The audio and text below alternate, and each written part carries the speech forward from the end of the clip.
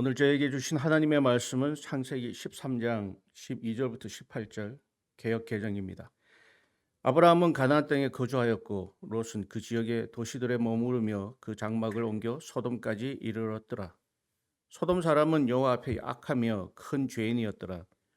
롯이 아브라함을 떠난 후에 여호와께서 아브라함에게 이르시되 너는 눈을 들어 너 있는 곳에서 북쪽과 남쪽 그리고 동쪽과 서쪽을 바라보라. 보이는 땅을 내가 너와 내 자손에게 주리니 영원히 이르리라. 내가 내 자손이 땅에 티끌 같게 하리니 사람이 땅에 티끌을 능히 셀 수 있을진데 내 자손도 세리라. 너는 일어나 그 땅을 종과 횡으로 두루 다녀보라. 내가 그것을 내게 주리라. 이에 아브라함이 장막을 옮겨 헤브론에 있는 마므레 상수리 숲으로 이르러 거주하며 거기서 여호와를 위하여 제단을 쌓았더라. 하나님의 말씀입니다. 아멘.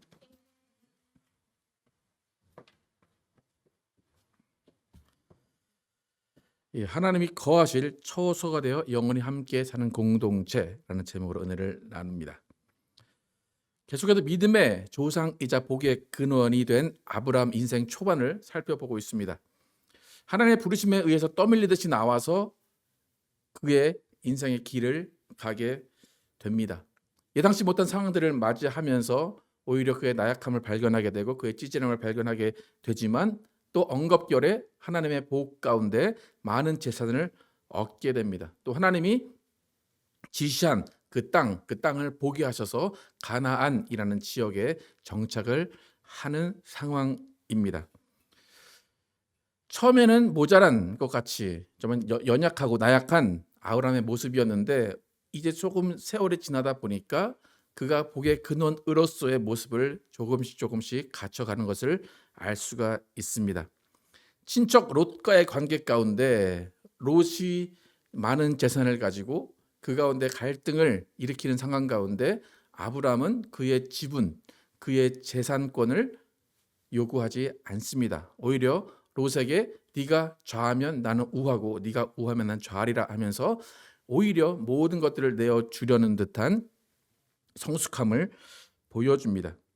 분명히 롯의 눈에 좋아 보인 땅은 아브라함에게도 좋아 보였을 것입니다. 그런데 아브라함은 그 눈에 보이는 것에 욕심을 두지 아니하고 오직 하나님의 말씀에 순종하기 위한 삶을 살아가기로 결단합니다.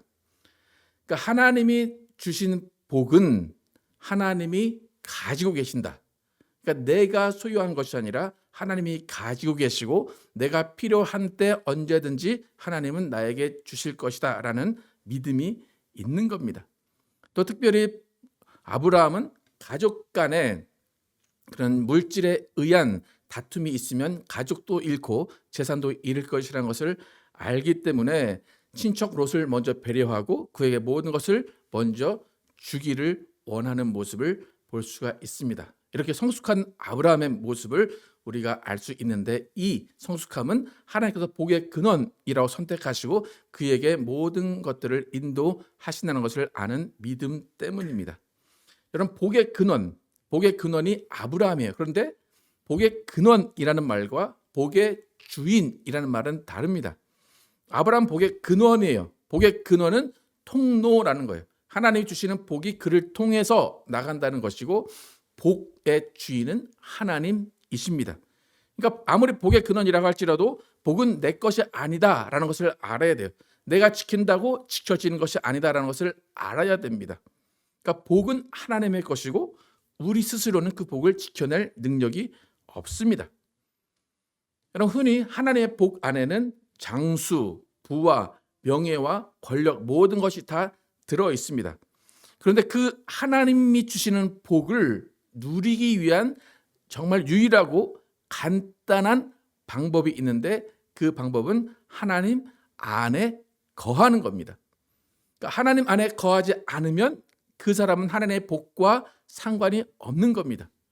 하나님의 복을 얻기를 원하고 하나님의 복 안에 살기를 원하는 자만이 하나님의 복을 누릴 수가 있습니다. 그래서 하나님이 아브람을 복의 근원을 세우고 그 아브람을 통해서 나라, 민족을 이루게 하시겠다고 했어요. 그런데 하나님이 아브라함과 이스라엘 민족에게 원하신 것은 단 한 가지입니다. 성경을 함께 읽어보겠습니다. 신명기 30장 함께 읽겠습니다. 시작.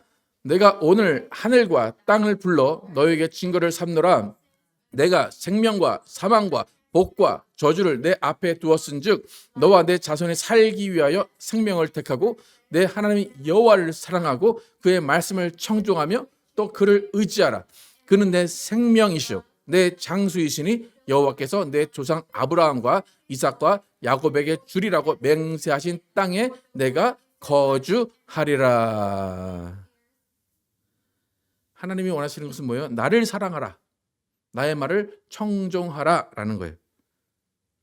나를 의지해라. 이게 전부예요. 그러니까 네가 무엇을 해라, 무엇을 바쳐라. 그게 아니라 나를 사랑해라. 나의 안에 거하라. 나의 말을 청종하라. 나를 의지하라라는 거예요. 하나님을 의지할 때 하나님 안에 가지고 계신 복을 우리에게 주시겠다라는 것입니다. 그러니까 하나님이 우리에게 원하신 것은 하나님 안에 거주하라요. 거주하라, 살아라. 여러분 이게 쉬워 보입니까? 어려워 보입니까? 하나님 안에 산다. 하나님 안에 거주한다. 어떻습니까?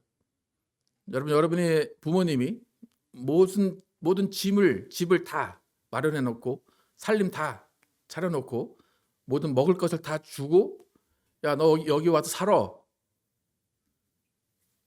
여러분 어떻게 하실 거예요? 어시고 들어가실 겁니까? 아니면 어떻게 하실 겁니까?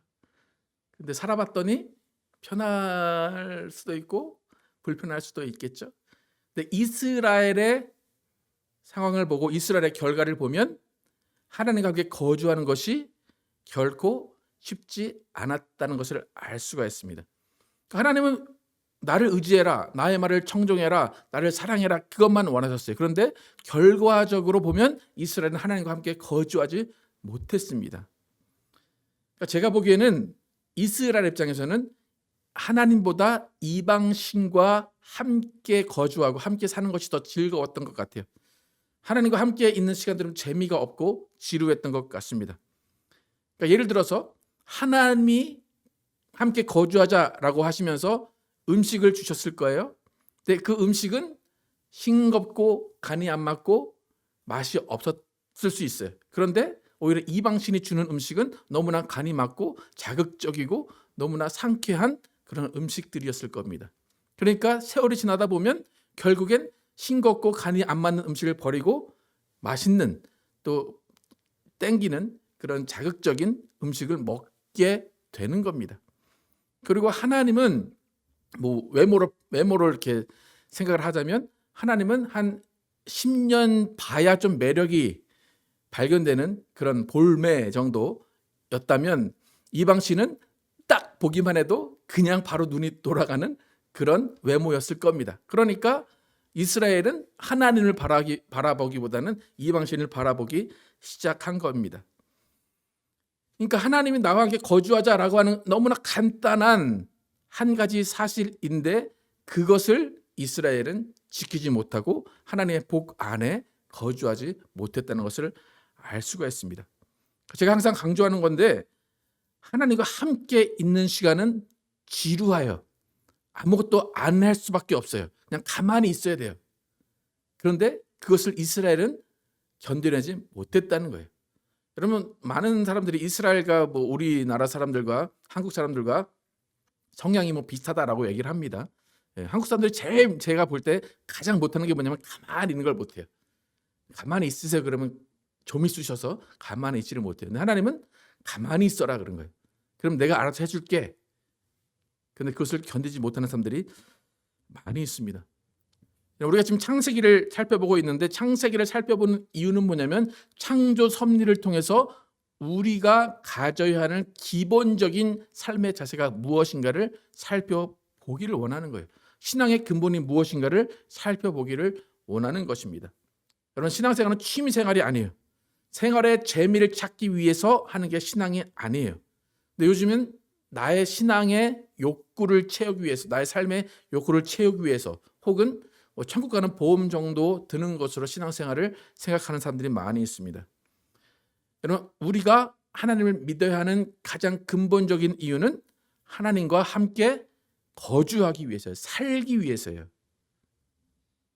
그래서 결론적으로 얘기하면 우리가 보통 얘기하는 게 뭐냐면 우리는 천국 간다라고 얘기하잖아요. 그게 무슨 말이냐면 하나님과 함께 영원히 살겠습니다라는 거예요. 여러분 하나님과 함께 살기를 원하십니까? 평생 하나님 안에 거주하기를 원하십니까? 그러니까 지금 우리는 유대인과 달리 예수를 믿는 존재이기 때문에 이스라엘은 여호와를 불렀고 우리는 예수를 부르는 것뿐 그 차이뿐이지 우리는 하나님과 영원히 살아가는 건 마찬가지입니다.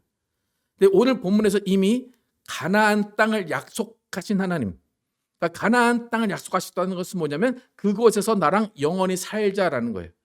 그곳에서 영원히 사는데 아브라함에게 또다시 하나님께서 말씀하실 때 그 말씀하시는 의도, 말씀하신 뜻이 무엇인가 여러분 다시 한번 오늘 본문을 통해서 함께 보겠습니다. 14절에서 17절 함께 보겠습니다. 시작.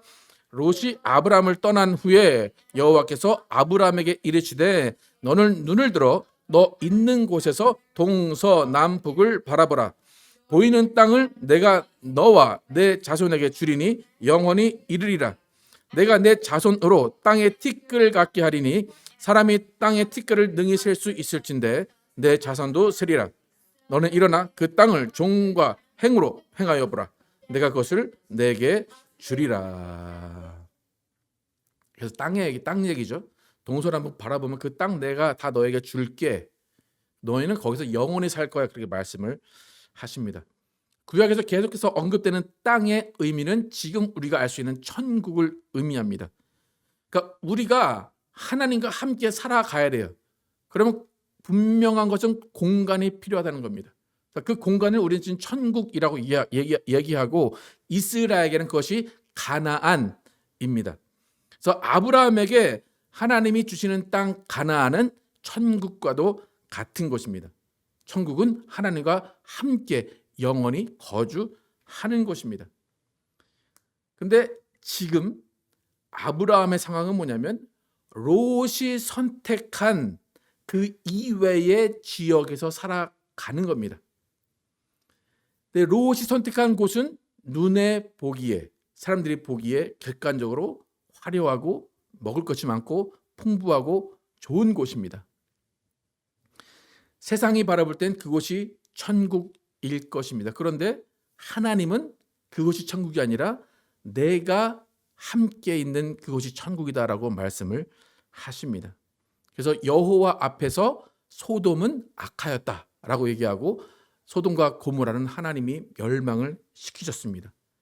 그러니까 지금 소돔과 고모라 땅이 어디인지 확실히 모르지만 어디인가 유추되는 그 지역들을 보면 유황불에 타 있는 그런 지역을 추정을 합니다.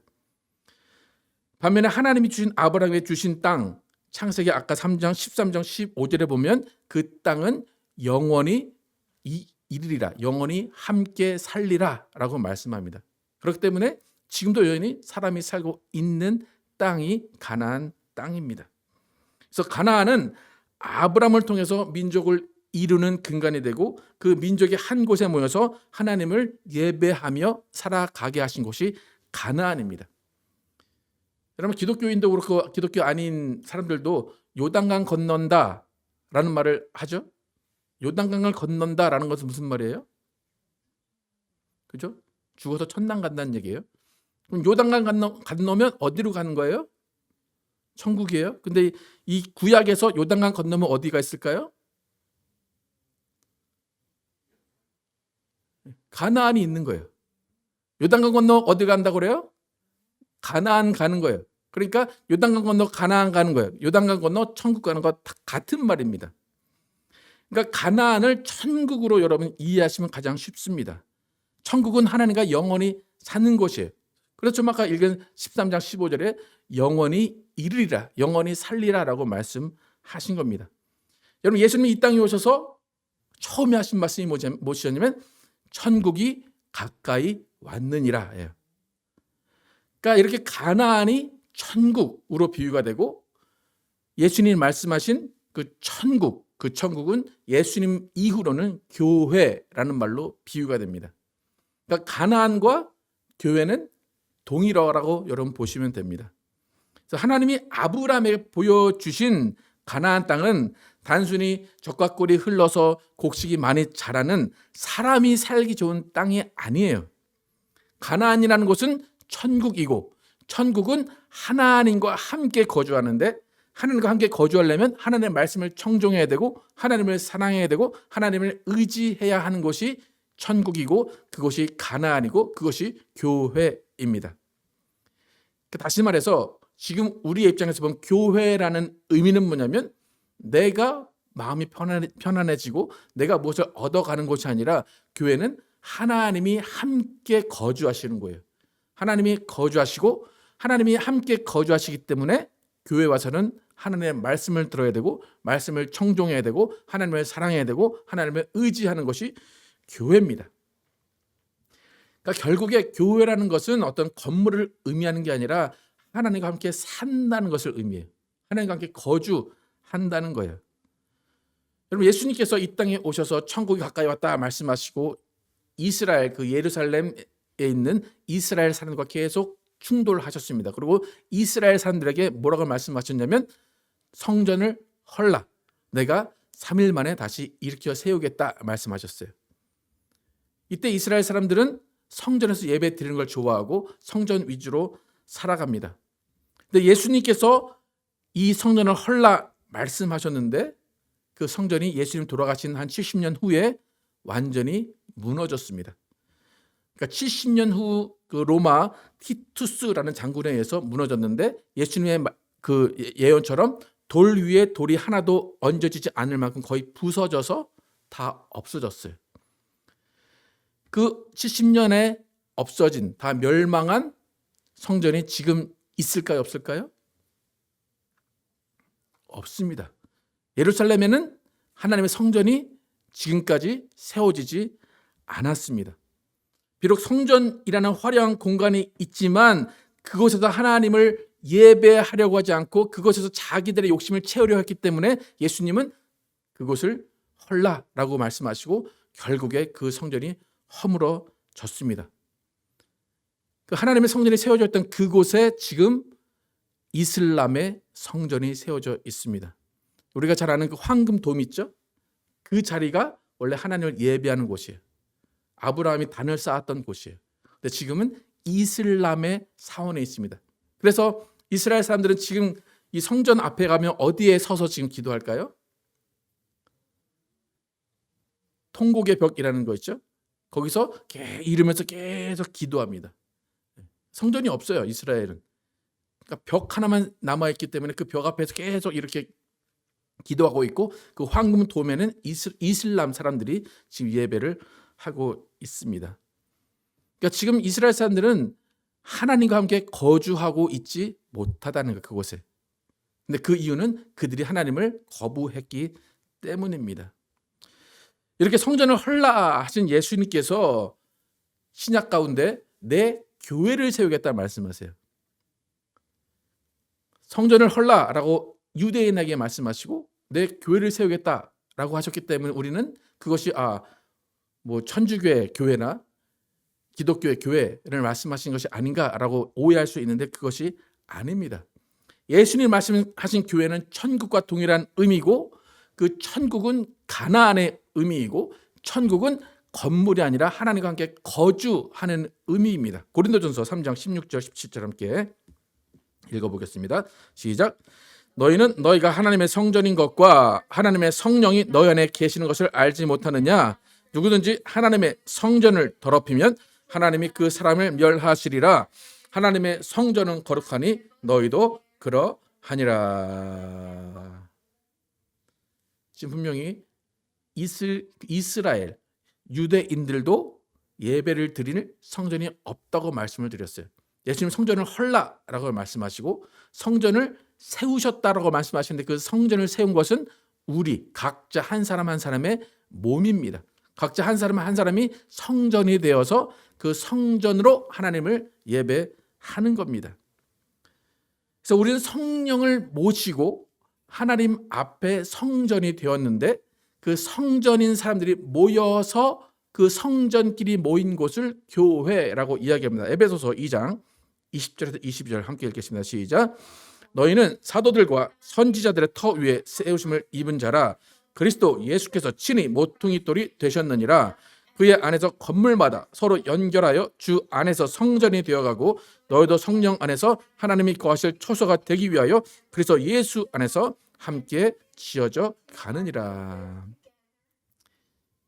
우리가 눈에 보이는 건물을 이야기하는 것이 아니에요. 우리가 한 사람 한 사람이 성전이고 한 사람 한 사람 성전인데 한 성령으로 함께 모여서 그 성령 안에서 함께 성전으로 지어져 간다라고 말씀을 하십니다.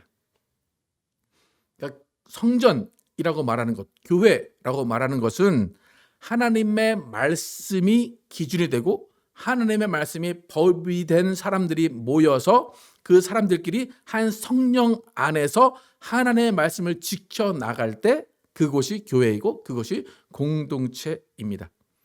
그러니까 교회 공동체는 내 기분을 편안하게 해주거나 나의 사회적 욕구를 채우거나 나의 취미를 완성하는 곳이 아니라 나의 영혼 가운데 하나님의 말씀을 채우고 말씀을 따라 사는 곳을 교회라고 이야기합니다.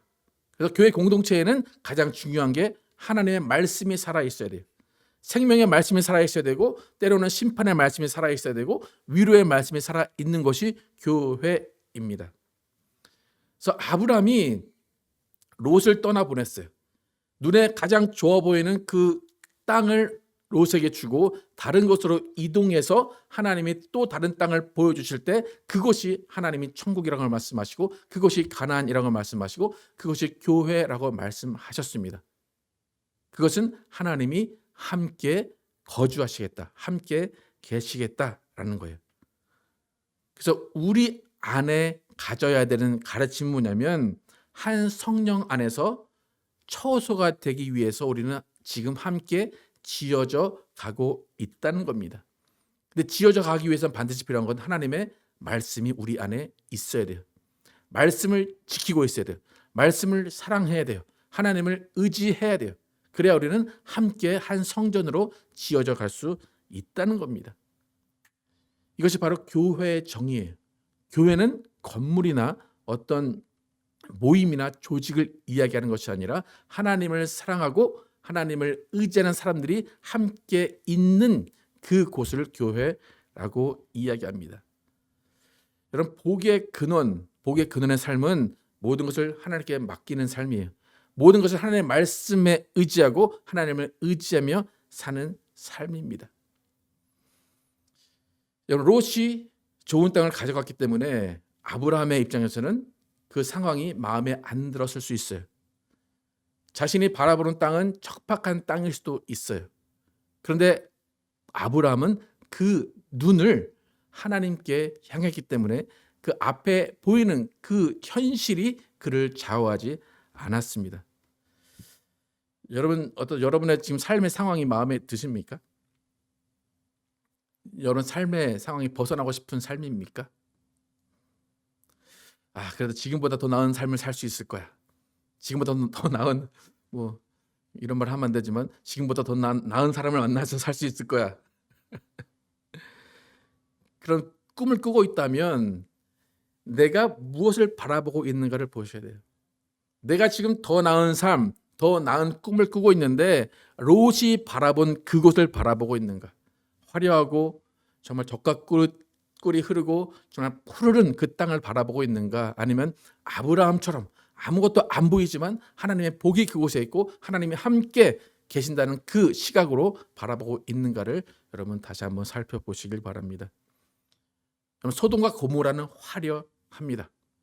이방신은 화려합니다. 이방신은 즐겁습니다. 하나님은 화려하지도 않으시고 재미도 없고 가만히 있어야 됩니다. 하나님이 원하시는 것은 단 한 가지입니다. 나와 함께 살자라는 거예요.